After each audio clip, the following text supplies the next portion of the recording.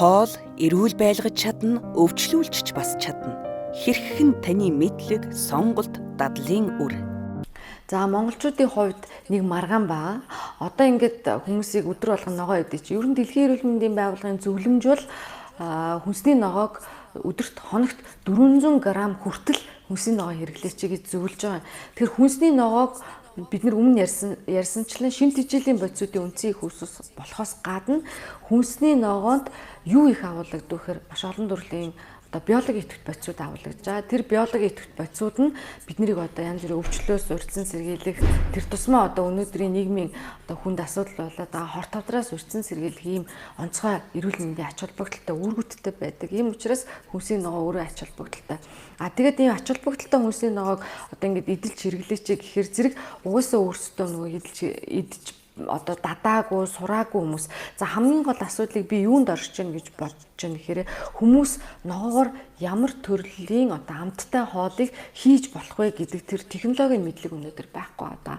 Тийм учраас ногоо гэхээр зэрэг нэг ногоотой шүл хийх ч юм уу, нэг ногоотой хуурга хийх ч юм уу, нэг иймэрхүү л одоо хязгаарлалтаас цааш эзрэхгүй байгаа учраас ногоогоор үндсэндээ ногоогоор хоол хийж чадахгүй байгаа учраас хоолны хэрэглээнд одоо их муу байгаад байна уу гэсэн нэг үндсэн шалтгаан тэр байна гэж бид нар бол олж хардаг. За тэгэхээр монголчууд ногоо үнэхээр одоо өнөөдөр шиг 400 г хүртэл хэрэгэлдэггүй байсан уу гэвэл бас тэр бол үнний талтай. Одоо жишээ нь 13 дугаар зууны үеийн монголчууд, за эртний монголчуудын хоолтын байдал гэх юм бол одоогийн шиг ийм олон төрлийн хүнсний ногоо хэрэгэлдэггүй байсан нь бол дамжиггүй. Гэхдээ монголчууд тэр үед одоо энэ ногооноос авах төгөр шимт бодисуудаа за одоо өөрөөр хэлээд тэр энэ амьдын мэрэгц бодиснаа биологийн эцэг бодисуудыг хаанаас авдсан бэ гэдэг асуудал байгаа. Хүмүүс ер нь тийм няцаалт өгдөг л дөө. Угаасаа иддэггүй байсан. Тэг болол иддэг байсан гэж хариулдаг л да. Тэгэхээр зэрэг энэ дээр тайлбарлахад бол монголчуудын одоо монголчууд дан мах иддэг байсан ч юм уу ийм маш их өрөөсгөл ойлголтууд явдаг. Тэгэхээр монголчууд бол дан махан хоолтойс ард түмэн байгаагүй. Тэгэхээр монголчуудын хувьд бол яг дэлингээсээ саасан сүгэ удаг гэсэн. Тэгэхээр тэр сүүнд бол яг дэлингээс саасан тохиолдолд нөгөө амьд мэрэгц бодис ч агуулгадж байдаг. Дээр нь монголчуудын нэг мундаг хэрэглээ бол энэ гүүний айраг, цэгээ айрагны асуудал гэж байгаа. Тэгэхээр энэ гүүний айраг гэдэг бол өөрөө маш гайхамшигтай бүтээгдэхүүн. Гүүний сүүнээс бол бид нараас маш олон төрлийн шимт хичээлийн бодисуудыг авдаг бахнэ. За тэгээд цаашаа монголчууд ч юм бас ойн зэрлэг, жимс, самар, жимс. За тэгээд нөгөө цайны урам бол маш их хэрэгэлдэг байсан. Цайны ургамлуудыг маш өргөн дэлгэр цайны ургамлуудыг өөрсдөө шууд цай бэлтгэж ингэж хэрэглэдэг байсан. Гэх мэт монголчуудын өөрсдийнх нь одоо хоол хүнсний хэрэглэн дотор аминдын мэрц зүйцэр баялаг тэр их усүр болсон тийм хүнсний бүтээгдэхүүнүүдийг уламжилт байдлаар хэрэглэдэг байсан. Тэгэхээр тэр зүйлээсээ одоо өнөөдрийн ногооноос ав гэдэг байгаа шимт хичээлийн бодисуудыг авдаг байсан гэж нэгдүгээрт хэлж болно.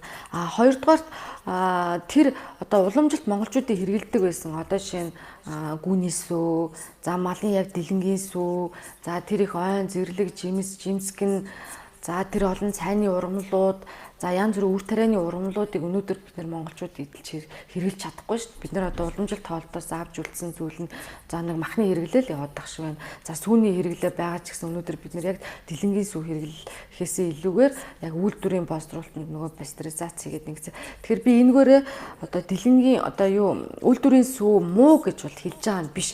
Тэгэхээр яг дэлэнгийн сүүнээс яг дэлэнгээс саасан сүүнд бол одоо шинцэн аминд юм гэл ингээд юмнууд агуулгадж байхад үйлдвэрийн боловсруулалт яваад хадгалтын горим руу орсон юунд бол шинцэн аминд байхгүй байх ч тийм нэг иймэрхүү дүр зургууд малын дэлэнгийн сүндээ аминд ч гэсэн маш бага яг хэмжээний хувьд бага ч гэсэн агуулгадж байгаа байхгүй. Тэгэхээр ийм их усүрүүд бол монголчуудад байсан. Тэгэхээр биднэрт нэгдүгээр эртний монголчуудын хэрэгэлдэг байсан бэлчээрийн мадуу хөдөө орон нутагт амьдардаг байсан. Тэр амьдралын хвшил өнөөдөр биднэрт алга болсон учраас бид нэр тэр зүйлүүдээр авдаг байсан шимт хичээлийнхаа бодисыг хүнсний ногоогоор авахаас өөр ямар ч боломжгүй. Хоёрдугаарт энэ маш олон төрлийн өвчлөлүүд бий болж байна. Гуравдугаарт маш олон төрлийн одоо мэдхгүй одоо нийлэг байдлаар гаргаж авсан янзын ийм химийн бодистой хүнсний бүтээгдэхүүнүүдийг хэрэглээ бас биднэрт өнөөдөр маш өндөр болж байна шүү дээ. Тэгэхээр энэ олон зүйлүүдээс бие хамгаалахын тулд энэ хүнсний ногоон дээр агуулгадж байгаа ашигтай тэр эрүүл мэндийн чухал нөлөө үзүүлдэг тэр амин гэмүүд буюу витаминууд тий эрдэс бодисууд за тэр биологийн идэвхт нэгдлүүдийг бол бид нар хүнсний ногоодноос өнөөдрийн бидний амьдралын хөвшил бол авахаас өөр гарцгүй болсон байна. Ийм учраас хүнсний ноогоог л өдөр тутам хоол хүнсэндээ оруулж хэрэглэх нь бол өөрийнхөө эрүүл мэндийг хамгаалахад чухал үүрэгтэй гэдэг нь бол нэгэнд тодорхой болсон байна.